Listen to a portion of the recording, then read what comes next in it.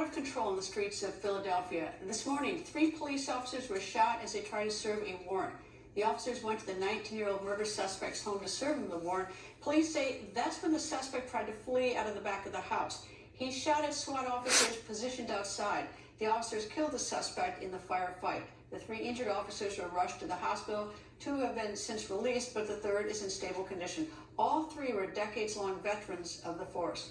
Retired Sergeant at the Philadelphia Police Department's Warrant Unit, Mark Fusetti, joins me. Good evening, sir. And I've seen some of the videos that you have uploaded about the violence on the streets of Philadelphia, but you've been retired since 2015. Has it changed since 2015? Good evening, Greta. It's an honor to be here. Yes, it has. It has gotten to a point where there's just no respect for law enforcement. There's no respect for each other. It is truly almost like a third world country on the streets of Philadelphia. This is why we're releasing these videos. This is something where the city's really got to understand. The citizens got to see how bad this really is. Who doesn't get it? Is it the citizens that don't get it? Is it the leadership there? Is it the defund the police movement? Is it all of the above? I mean, what's going on? It's all the above. You could do a whole show on who is the problem. First, it's going to be the mayor and his failed leadership. The second part is going to be the police commissioner and her inner circle, who have demoralized all the officers. Many of them are at their breaking point. This is why we're getting these videos. They've had enough. And third, of course, is District Attorney Larry Krasner, who was a defense attorney that many people don't know before he became the district attorney, and his job was to sue the police department. So you're getting it from all ends, and it just seems like people have just thrown their hands up and they don't know what to do. Well, the citizens, I mean, look, I'm here in the District of Columbia, and I got to tell you, you should hear what people say here about the crime here. Because it's not much, it's not any prettier. But so what is the solution? What would you do if you could fix this? The first thing you got to do is anybody that uses a gun and a lethal weapon for any crime needs to go to prison.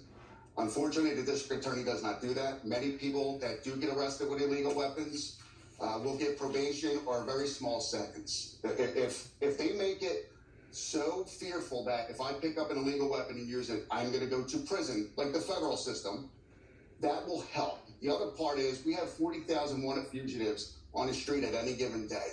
The sheriff's department doesn't go out and lock these people up. They need to go out and be proactive. And the police need more, and they just need more help. They need more officers on the street. Well, they're not going to get more when they're demoralized. But I got to tell you, Marcus, that even if you go out to California, we've covered a case where 2 people were picked up with 150,000 hits of fentanyl. You can kill 150,000 people. They were arrested. And as soon as they were arrested, they were released and told to come back to court. I mean, you'd have to be a fool to think they're going to come back to court with that. I mean, it's like, it's stunning. I mean, there's almost no, it's become lawless in many instances. And that's the other problem the city faces. As everybody's probably seen by now, the videos of Kensington, our drug-infested area in the city of Philadelphia. These people are on fentanyl, they're on heroin, and they've been literally just left to die. The city does nothing to help them, and it's just, they won't even be arrested. They won't even be taken into custody. At least when you do that, it takes them off the street for a couple of days. It gives them some help, maybe an opportunity to get clean or take a different path. They don't even do that anymore. Cops are not even allowed to interact with these people. If you were talking to a 15 or 16-year-old young man or young woman, would you say, become a police officer? It's a great career. No, my son is currently a Marine stationed in Japan. He's a military police. He wants to be a police officer when he comes home. I told him not in Philadelphia. Anywhere else but the city. Is the city responding, or did they say, yeah, you're right, Sergeant Mark Fusetti, you're right, this is a problem?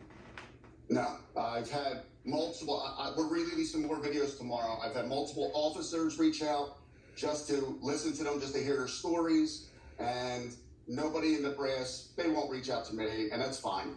But the police commissioner's never here anyway, so I would never expect to hear from her. Sergeant Mark Fusetti, thank you, sir. Thank you.